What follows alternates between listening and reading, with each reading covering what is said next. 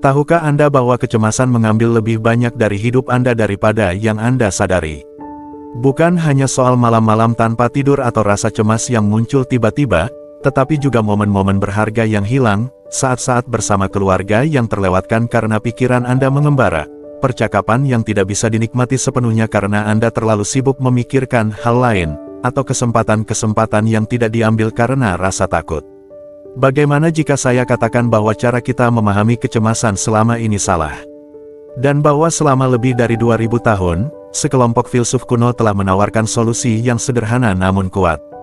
Hari ini, kita akan menggali kebijaksanaan Stoikisme, sebuah filosofi yang tidak hanya mengakui rasa takut kita, tetapi juga mengajarkan cara menghadapinya, melihatnya dari sudut pandang yang berbeda, dan akhirnya melampauinya. Para Stoik hidup di zaman yang penuh dengan wabah, perang, dan kekacauan politik. Mereka akrab dengan kecemasan, tetapi mereka menemukan cara-cara praktis untuk mengubah rasa takut itu menjadi kekuatan yang mendorong mereka menjalani hidup yang lebih bermakna. Jika Anda pernah merasa kewalahan oleh kekhawatiran, Anda tidak sendirian. Para Stoik juga merasakannya, dan mereka menemukan cara untuk menjadikan kecemasan sebagai guru, bukan musuh. Tetaplah bersama kami, karena yang akan kita bahas hari ini bukan nasihat klise seperti, berpikirlah positif, atau cobalah rileks. Kita akan mengupas beberapa strategi stoik yang telah terbukti efektif dalam menghadapi kecemasan, teknik-teknik yang telah bertahan selama berabad-abad. Baik Anda baru mengenal stoikisme atau sudah mempelajarinya sejak lama, video ini akan mengubah cara pandang Anda, mendorong Anda keluar dari zona nyaman, dan menawarkan langkah-langkah praktis untuk kembali fokus pada momen saat ini. Jika Anda merasa apa yang kita bahas bermanfaat, jangan lupa untuk berlangganan saluran ini, tekan tombol suka, dan bagikan video ini dengan orang lain yang mungkin juga mencari cara untuk tumbuh dan memahami hidup dengan lebih baik. Dukungan Anda sangat berarti bagi kami untuk terus menyebarkan ide-ide ini kepada lebih banyak orang. Tonton video ini sampai selesai, terutama jika Anda merasa ragu. Beberapa hal yang akan kita bahas mungkin tidak terlihat mudah pada awalnya, tetapi jika Anda mendengarkannya dengan pikiran terbuka, Anda akan mendapatkan alat-alat baru untuk mengelola kecemasan, berdasarkan kebijaksanaan yang telah teruji oleh waktu. Mari kita mulai. Nomor 1, memahami kecemasan yang abadi. Kecemasan sudah ada sejak lama, setua umat manusia. Dulu, nenek moyang kita juga cemas tentang bagaimana bertahan hidup, menghadapi konflik, dan ketidakpastian, sama seperti kita sekarang. Dari zaman mereka berkumpul di sekitar api hingga kehidupan modern yang penuh teknologi, kecemasan selalu ada dan menjadi bagian hidup manusia selama ribuan tahun. Para filsuf stoik dari Yunani dan Roma kuno, seperti Marcus Aurelius, memahami hal ini. Meskipun mereka tidak punya teknologi modern, mereka tetap harus menghadapi masalah besar seperti wabah dan kekacauan politik. Misalnya, Marcus Aurelius, seorang kaisar Romawi, memimpin negaranya di masa wabah yang menghancurkan. Dalam buku yang ia tulis, Meditations, ia berbicara tentang bagaimana ia menghadapi kecemasan dan masalah-masalah lainnya. Ini menunjukkan bahwa inti dari kecemasan tidak pernah berubah, yang berubah hanya keadaan yang kita hadapi. Dengan memahami kecemasan dari sudut pandang stoik, kita bisa belajar bahwa perasaan khawatir ini adalah bagian dari pengalaman manusia. Para filsuf stoik mengajarkan kita untuk melihat kecemasan dengan cara yang lebih tenang dan logis. Meskipun apa yang kita khawatirkan bisa berbeda dari waktu ke waktu, rasa takut, ketidakpastian, dan kecemasan adalah perasaan yang sama, dan manusia selalu menghadapi ini. Pandangan ini memberi kita harapan. Kita bisa menggunakan kebijaksanaan dari masa lalu untuk menghadapi kecemasan di zaman sekarang. Kita tidak sendirian dalam menghadapi kecemasan ini, banyak orang di masa lalu juga sudah melewati hal yang sama, dan mereka menemukan cara untuk mengatasinya. Dengan belajar dari para stoik, kita bisa memperkuat mental kita dan menghadapi kecemasan dengan lebih baik. Jadi, ketika Anda merasa cemas, ingatlah bahwa manusia sudah menghadapi perasaan yang sama selama ribuan tahun. Banyak dari mereka telah menemukan cara untuk mengatasinya, dan kita juga bisa belajar dari mereka agar hidup kita lebih tenang. Nomor 2, belajar dari tokoh-tokoh sejarah. Melihat kembali sejarah seperti menemukan harta karun penuh kebijaksanaan, terutama saat kita belajar bagaimana menghadapi tantangan hidup. Dan jika Anda sedang merasa cemas, siapa yang lebih baik untuk dijadikan teladan selain para pemikir besar yang juga pernah menghadapi masa-masa sulit? Mari kita ambil contoh beberapa filsuf Stoik dan cara mereka mengatasi masalah mereka sendiri. Pertama, ada Marcus Aurelius, seorang kaisar Romawi, orang paling berkuasa di dunia pada zamannya. Namun, meskipun ia begitu berkuasa, Marcus tidak kebal dari stres dan kekhawatiran yang datang dari tanggung jawab besar. Dia harus menghadapi serangan militer, intrik politik, dan bahkan wabah Antonin yang menghancurkan kekaisarannya. Dalam situasi sulit ini, Marcus tetap menemukan ketenangan melalui filsafat Stoik. Dia menuliskan pemikirannya dalam buku Meditations, di mana dia sering berbicara tentang menerima hal-hal yang tidak bisa kita kendalikan dan fokus pada apa yang bisa kita lakukan. Nasihat ini sangat berguna untuk mengatasi kecemasan hingga saat ini. Contoh lain adalah Seneca, seorang Stoik terkenal yang hidup di bawah pemerintahan Kaisar Nero yang tidak stabil. Setiap hari, Seneca menghadapi tekanan politik dan risiko besar terhadap hidupnya. Namun, melalui surat dan esainya, dia memberikan banyak nasihat praktis tentang bagaimana menghadapi ketakutan dan kecemasan. Seneca menekankan pentingnya berpikir rasional dan mempersiapkan diri menghadapi yang terburuk, bukan untuk takut, tapi agar tidak terlalu terkejut jika hal buruk benar-benar terjadi. Dia mengajarkan kita bahwa kemalangan yang sudah diperkirakan akan terasa lebih ringan. Dengan belajar dari tokoh-tokoh sejarah ini, kita tidak hanya memahami Stoikisme sebagai teori, tetapi juga sebagai alat praktis untuk kehidupan. Mereka menunjukkan kepada kita bahwa kecemasan dan kesulitan bukanlah masalah baru, tetapi sudah dialami manusia sejak dulu. Memahami hal ini bisa membuat kita merasa lebih terhubung dengan perjuangan mereka dan tidak merasa sendirian. Mengikuti prinsip-prinsip Stoik seperti fokus pada hal-hal yang bisa kita kendalikan dan menerima apa yang tidak bisa kita ubah, bisa mengubah cara kita merespons kecemasan. Prinsip-prinsip ini mengajarkan kita untuk menjadi lebih tangguh, seperti yang dilakukan Marcus Aurelius dan Seneca dalam menghadapi ketidakpastian hidup. Jadi, saat Anda merasa kewalahan, ingatlah tokoh-tokoh ini. Mereka tidak hanya berhasil melewati masa sulit, tetapi juga menciptakan filsafat yang membantu mereka berkembang. Kehidupan mereka memberi kita pelajaran bahwa kita juga bisa menemukan kedamaian di tengah kekacauan, dengan mengandalkan kebijaksanaan mereka untuk membimbing pikiran kita di zaman modern ini. Nomor 3, refleksi pribadi dan pengakuan. Membuka diri tentang pengalaman dengan kecemasan bukan hanya soal berbagi cerita, tetapi juga menunjukkan bahwa merasa cemas adalah hal yang normal dalam menghadapi kompleksitas hidup. Saya akui, meskipun saya telah membaca dan membahas Stoikisme, saya masih mengalami banyak momen kecemasan. Menjelaskan konsep-konsep Stoik seperti ketidakmelekatan dan rasionalitas itu mudah, tetapi menerapkannya saat menghadapi tekanan adalah hal yang lebih sulit. Pengakuan ini bukan tanda kalah, tetapi pengakuan akan kenyataan. Stoikisme mengajarkan kita untuk tidak menekan emosi, tetapi memahami dan mengelolanya dengan baik. Dalam perjalanan saya menemukan bahwa penting untuk melihat prinsip-prinsip Stoik sebagai alat, bukan sebagai aturan yang kaku. Misalnya, praktik Stoik untuk memeriksa reaksi kita, yaitu berhenti sejenak untuk menilai apakah reaksi awal kita terhadap suatu situasi benar, telah sangat membantu saya. Ini tidak menghilangkan kecemasan, tetapi membantu saya menanganinya dengan cara yang lebih rasional. Berbagi pengalaman ini juga bertujuan untuk membangun komunitas di mana keterbukaan tentang perjuangan dianggap normal. Mudah untuk mengagumi tokoh-tokoh seperti Seneca atau Marcus Aurelius dan lupa bahwa mereka juga manusia yang berjuang, merasa ragu, dan bertanya-tanya. Mereka bukan Stoik dalam arti tidak berperasaan, mereka adalah Stoik yang menggunakan filsafat untuk mengatasi gejolak batin mereka.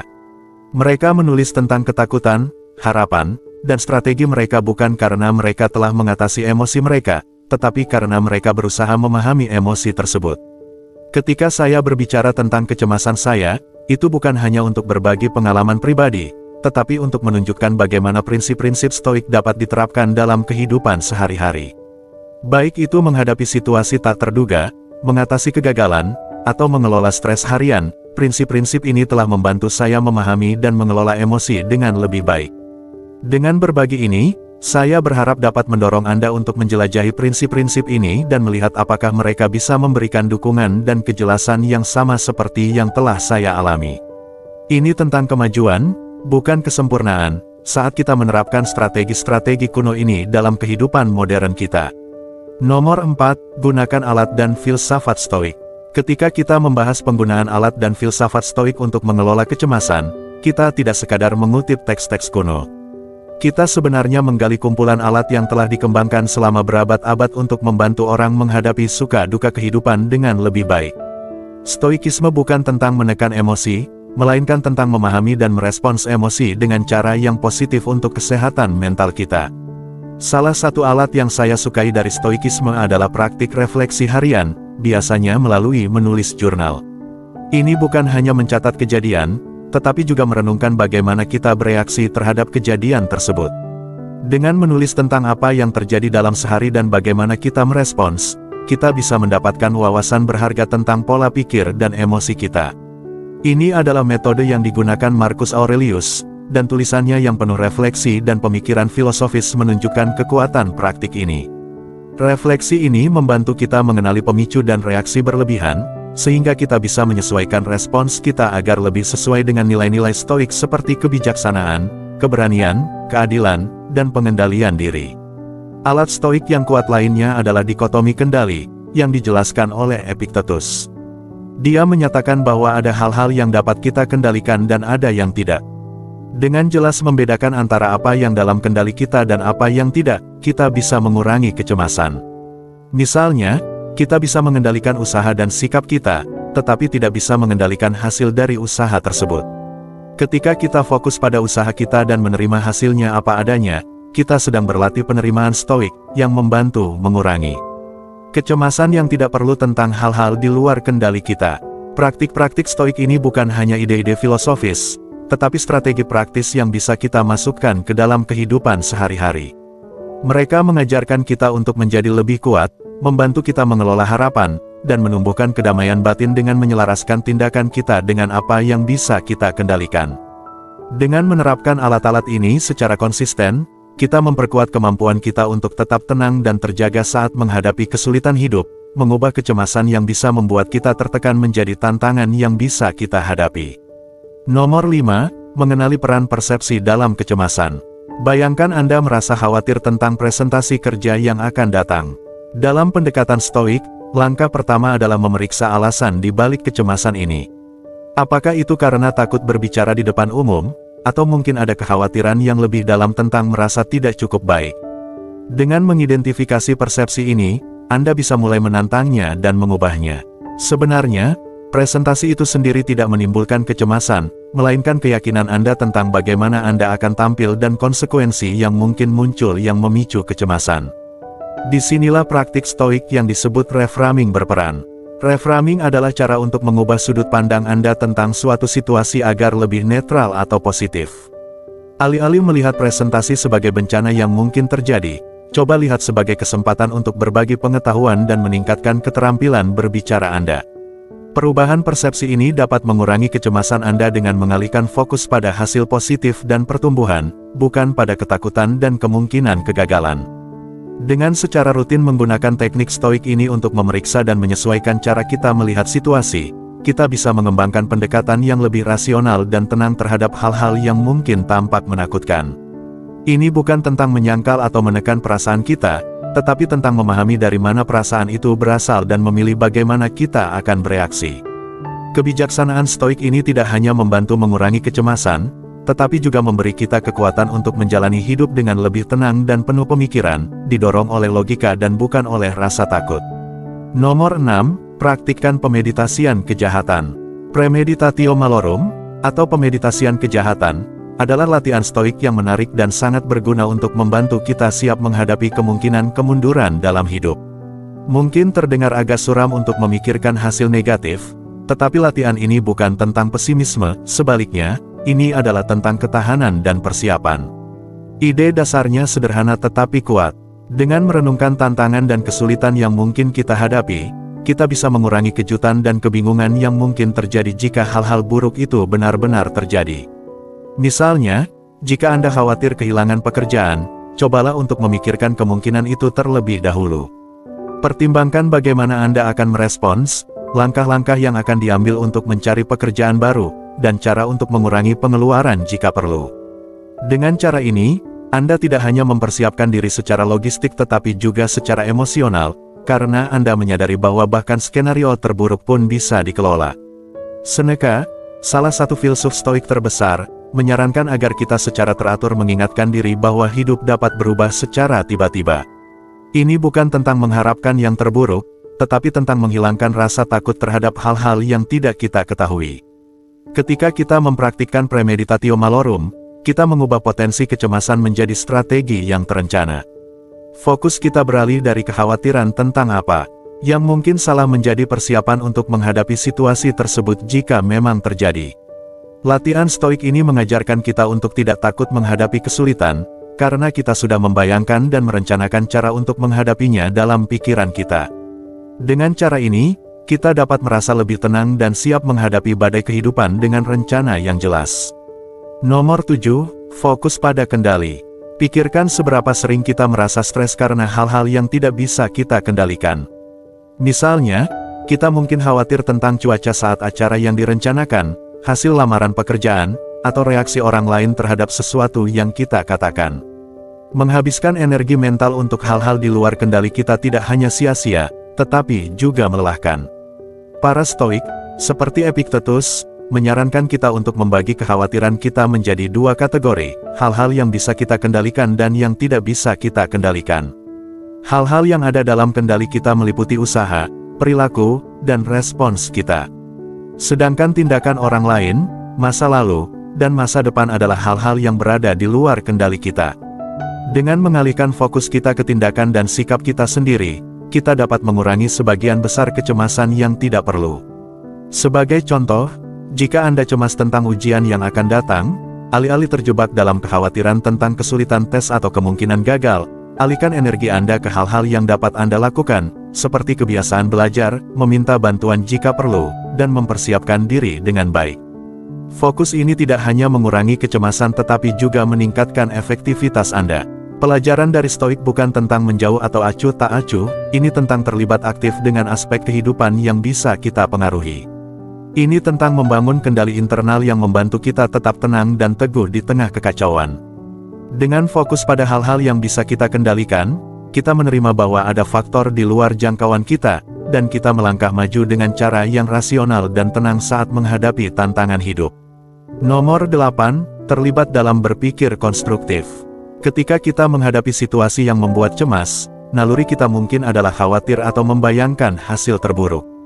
Namun, Stoikisme mendorong kita untuk mengubah pola pikir ini dengan bertanya, apa yang bisa saya pelajari dari ini? Atau, bagaimana saya bisa memperbaiki cara saya menghadapi tantangan ini? Ini disebut berpikir konstruktif, mengambil situasi yang bisa membuat kita merasa terjebak dan menggunakannya untuk membangun ketahanan dan menemukan solusi. Sebagai contoh, jika Anda cemas tentang proyek besar di tempat kerja, alih-alih terjebak dalam rasa takut akan kegagalan, coba fokus pada langkah-langkah yang bisa Anda ambil untuk sukses. Bagi proyek tersebut menjadi tugas-tugas yang lebih kecil, tetapkan tujuan yang jelas, dan rayakan pencapaian kecil sepanjang jalan. Metode ini tidak hanya mengurangi kecemasan, tetapi juga membuat Anda lebih efektif karena Anda berfokus pada langkah-langkah konkret, bukan hanya pada rasa cemas itu sendiri. Selain itu, berpikir konstruktif juga tentang pengembangan diri jangka panjang. Para Stoik sangat mengutamakan perbaikan diri, terus-menerus bertanya bagaimana mereka bisa menjadi lebih baik setiap hari. Dengan mengadopsi pola pikir ini, Anda membangun kebiasaan belajar dan beradaptasi yang akan membantu mengurangi kecemasan, karena Anda selalu siap untuk menghadapi apapun yang akan datang. Nomor 9, gunakan pengingat fisik. Ini adalah strategi praktis dari Stoikisme yang membantu kita mengingat ajaran filsafat dalam kehidupan sehari-hari. Tujuan Stoikisme adalah hidup dengan penuh pemikiran dan kesadaran.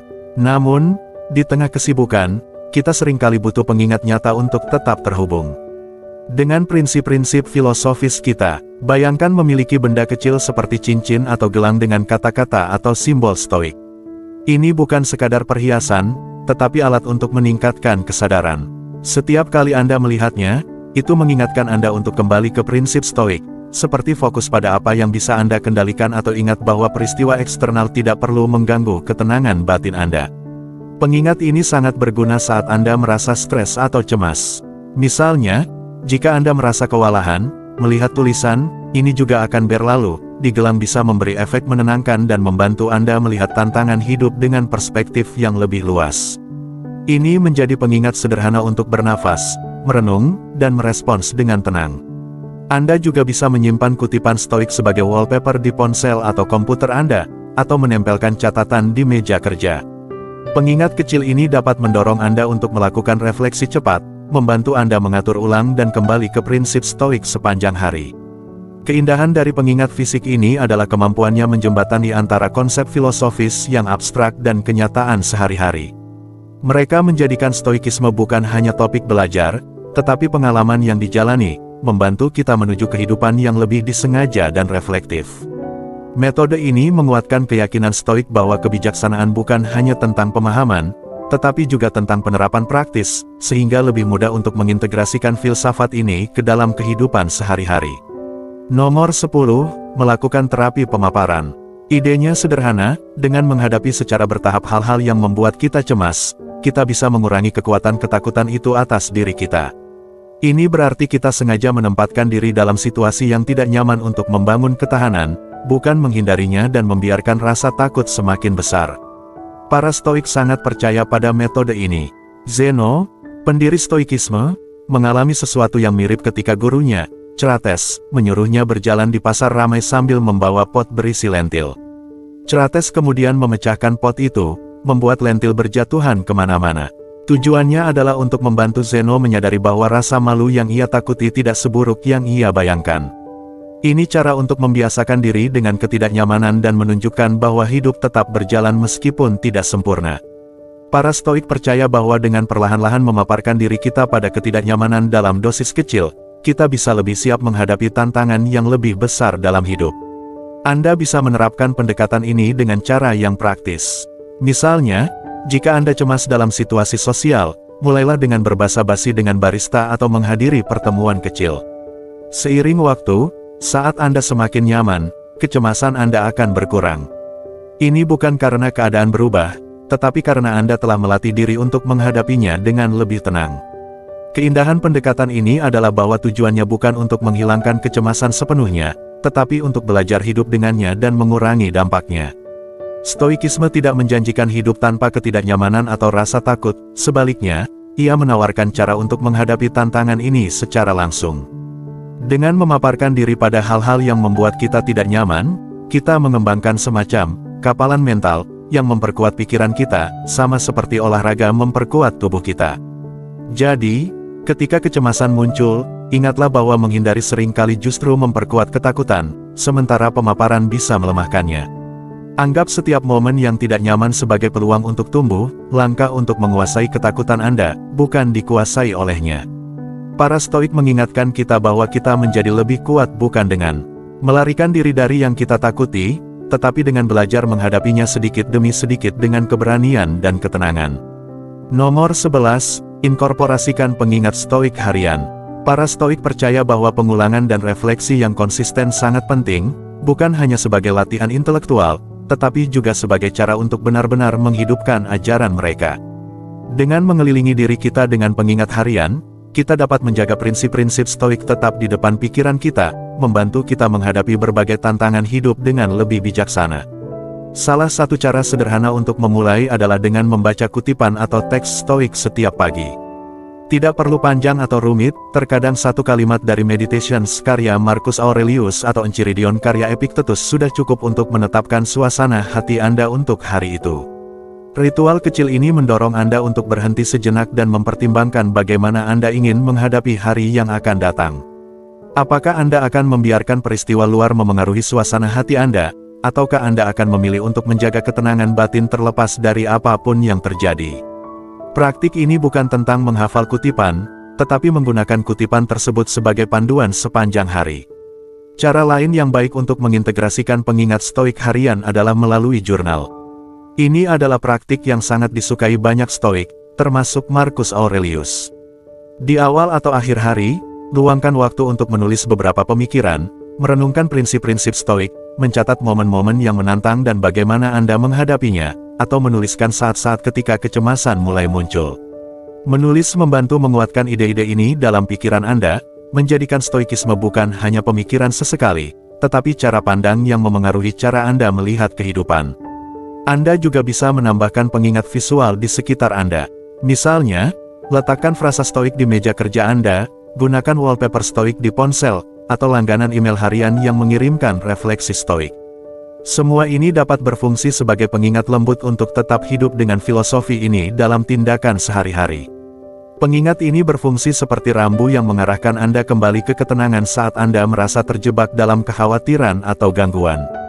Tujuannya adalah menciptakan rutinitas di mana prinsip-prinsip stoik tidak hanya muncul di pikiran Anda sesekali, tetapi secara konsisten memperkuat cara Anda menjalani hidup. Dengan pengingat harian, Anda membangun kebiasaan untuk hidup sesuai ajaran stoik, mengingat bahwa kebahagiaan Anda tidak ditentukan oleh keadaan di sekitar Anda, tetapi oleh cara Anda memilih untuk melihat dan meresponsnya. Semakin sering Anda berinteraksi dengan ide-ide stoik, semakin mudah mereka muncul dalam pikiran Anda saat Anda membutuhkannya.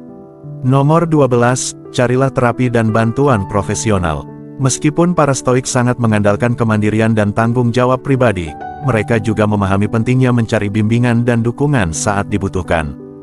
Bahkan pemikir stoik terkenal seperti Seneca, Marcus Aurelius, dan Epictetus tidak mencapai kebijaksanaan mereka sendirian. Mereka merupakan bagian dari komunitas filsafat, saling bertukar surat, belajar dari guru, dan terus mencari nasihat. Di zaman sekarang, terapi dapat memainkan peran serupa dalam kehidupan kita. Ada kesalahpahaman bahwa stoikisme berarti kita harus menghadapi semuanya sendiri, seolah mengakui bahwa kita membutuhkan bantuan bertentangan dengan filosofi ini. Namun, kenyataannya, menyadari bahwa kita bisa mendapatkan manfaat dari perspektif orang lain adalah tanda kebijaksanaan. Para stoik akan mengatakan bahwa sama seperti kita pergi ke dokter untuk masalah fisik, tidak ada rasa malu untuk mencari terapis atau konselor ketika kita butuh bantuan dalam mengatasi pikiran dan emosi kita. Ini tentang menggunakan semua alat yang ada untuk menjalani hidup yang baik. Terapi menawarkan tempat untuk mempraktikkan banyak prinsip stoik, seperti memeriksa penilaian kita, mempertanyakan respons otomatis, dan bekerja pada pengubahan pola pikir cognitive reframing. Seorang terapis yang baik dapat membimbing Anda melalui proses yang sama yang didukung oleh stoik, memecah cara pandang Anda, menantang keyakinan yang tidak rasional, dan fokus pada hal-hal yang ada dalam kendali Anda. Ini seperti memiliki pelatih pribadi untuk pikiran, seseorang yang membantu Anda membangun ketahanan mental dan kekuatan emosional, yang merupakan inti dari praktik stoik. Selain itu, terapi tidak harus bertentangan dengan stoikisme, sebaliknya, terapi dapat melengkapinya. Sementara stoikisme memberi kita kerangka filosofis untuk menghadapi kecemasan dan tantangan hidup, terapi menawarkan teknik praktis dan saran yang sesuai dengan kebutuhan Anda untuk menerapkan prinsip-prinsip ini dengan lebih efektif. Jika Anda berjuang dengan kecemasan, trauma, atau depresi yang terus-menerus, seorang profesional dapat menawarkan strategi yang cocok untuk situasi unik Anda, menjembatani kesenjangan antara cita-cita filosofis dan praktik sehari-hari. Ingatlah bahwa cara stoik bukan tentang mengabaikan tantangan yang Anda hadapi, tetapi tentang menemukan cara untuk mengatasinya. Jika itu berarti mencari bimbingan profesional, maka itu adalah langkah lain untuk menjadi versi terbaik dari diri Anda. Tidak ada kontradiksi antara menjadi seorang stoik dan mencari terapi, sebaliknya, hal itu menunjukkan komitmen untuk bertumbuh dan kesiapan untuk melakukan apa yang diperlukan agar hidup Anda lebih baik dan damai. Para stoik pasti akan mendukung langkah apapun yang mengarah pada kejelasan dan ketenangan yang lebih besar. Nomor 13, belajar prinsip-prinsip stoik secara terus-menerus. Terus-menerus mendidik diri tentang prinsip-prinsip stoik adalah salah satu cara paling penting untuk hidup sesuai dengan filosofi ini. Para stoik percaya bahwa belajar adalah proses seumur hidup. Marcus Aurelius, meskipun seorang kaisar Roma, selalu berusaha memperdalam pemahamannya tentang stoikisme. Dia membaca, menulis, dan merenungkan ajaran stoik setiap hari, bukan karena dia sudah menguasai filosofi ini, tetapi karena dia tahu bahwa untuk menghadapi tantangan hidup, dia perlu terus mengingat prinsip-prinsip ini. Saat mengelola kecemasan, menjaga ide-ide stoik tetap segar dalam pikiran sangat membantu. Membaca teks stoik sekali dan berpikir, saya paham, saja tidak cukup, Anda juga perlu mengintegrasikan konsep-konsep ini ke dalam pengambilan keputusan sehari-hari. Ini berarti secara rutin meninjau kembali tulisan-tulisan Marcus Aurelius, Seneca, Epictetus, dan pemikir stoik lainnya, tidak hanya saat Anda dalam krisis. Jika Anda menjadikan stoikisme sebagai kebiasaan sehari-hari, itu akan menjadi bagian dari cara berpikir Anda, alat mental yang dapat Anda andalkan saat menghadapi tantangan. Ada banyak cara untuk terus belajar tentang stoikisme. Anda bisa membaca buku dan esai, mendengarkan podcast, atau bergabung dengan komunitas stoik. Setiap pendekatan memiliki manfaatnya sendiri. Membaca memberi Anda hubungan langsung dengan kebijaksanaan dari masa lalu, menunjukkan bagaimana ide-ide stoik masih relevan hari ini. Mendengarkan podcast atau menghadiri ceramah memperkenalkan Anda pada berbagai interpretasi teks stoik, sehingga memberikan pemahaman yang lebih luas tentang filosofi ini. Terlibat dengan komunitas yang memiliki pemikiran yang sama memberi Anda kesempatan untuk berdiskusi, mempertanyakan, dan memperdalam wawasan, seperti yang dilakukan para filsuf stoik di zaman mereka. Keindahan dari pembelajaran berkelanjutan ini adalah bahwa ia membantu Anda menginternalisasi prinsip-prinsip stoik, sehingga menjadi sifat kedua. Semakin sering Anda terlibat dengan filosofi ini, semakin mudah bagi Anda untuk mengingatnya saat Anda sangat membutuhkannya. Ini seperti membangun otot, setiap pengulangan memperkuat kemampuan Anda untuk merespons dengan tenang dan jelas, daripada terjebak dalam kecemasan. Para stoik memahami bahwa hidup selalu menghadirkan tantangan baru, itulah sebabnya mereka menekankan pentingnya pembelajaran yang berkelanjutan. Ini bukan tentang mencapai titik di mana Anda memiliki semua jawaban, tetapi tentang berkomitmen pada proses pertumbuhan. Jadi, prioritaskan untuk terus mendidik diri Anda tentang prinsip-prinsip stoik. Ini bukan hanya soal menambah pengetahuan, tetapi juga tentang memperdalam praktik Anda dan mengubah stoikisme dari sekadar pengetahuan menjadi sesuatu yang Anda jalani secara alami. Saat Anda terus belajar dan menerapkan kebijaksanaan stoik, Anda tidak hanya akan bereaksi terhadap tantangan hidup, tetapi juga aktif membentuk bagaimana Anda mengalaminya, yang membuat Anda lebih tangguh dan tenang dalam menghadapi apapun. Terima kasih telah menjadi bagian dari kami. Perjalanan Anda menuju kedamaian batin dan pertumbuhan pribadi baru saja dimulai, dan kami ada di sini untuk menemani Anda. Jika video ini berguna, teruslah menjelajahi, klik salah satu video yang disarankan di layar untuk mendapatkan lebih banyak wawasan yang bisa mengubah cara Anda berpikir dan hidup. Sampai jumpa. Tetap kuat, dan tetap stoik.